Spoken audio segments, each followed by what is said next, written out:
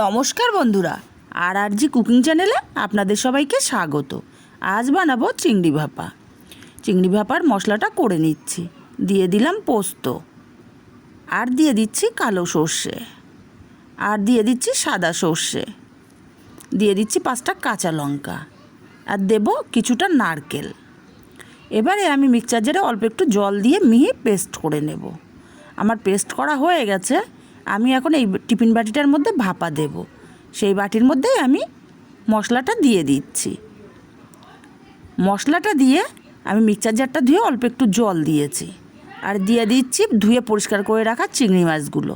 আমি চিংড়ি মাছগুলোর খোসা ফেলে দিয়েছি। দিয়ে দিচ্ছি পরিমাণ মতো হলুদ, স্বাদ মতো লবণ, আর এখানে দিচ্ছি আমি 3 চামচ সর্ষের তেল।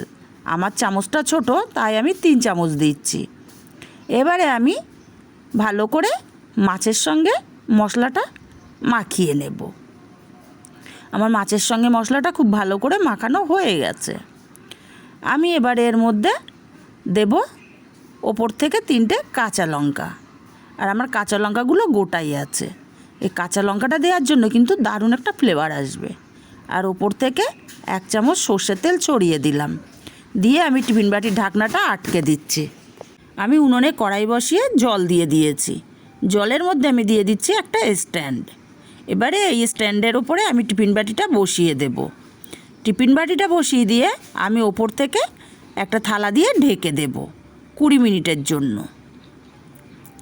20 মিনিট আমার হয়ে গেছে। আমি উনুন থেকে কড়াটা নামিয়ে আরও 10 মিনিট গরম ভাপের মধ্যে রেখে দেব। 10 মিনিট পরে আমি টিফিন বাটিটা খুলে নিয়েছি।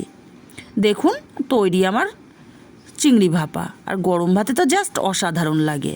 তো আমার রান্নাগুলো যদি আপনাদের ভালো লেগে থাকে, অবশ্যই চ্যানেলটি সাবস্ক্রাইব করে আমার পাশে থাকবেন, আমাকে সাপোর্ট করবেন। আর আপনারাও যদি চিংড়ি ভাপা বানিয়ে থাকেন বাড়িতে, সেটা কিভাবে বানান সেটাও আমাকে কমেন্ট করে জানাবেন। আর যদি আমার মতো করে বানান, কেমন লাগলো সেটা কিন্তু আমাকে কমেন্ট করে জানাতে একদম ভুলবেন না।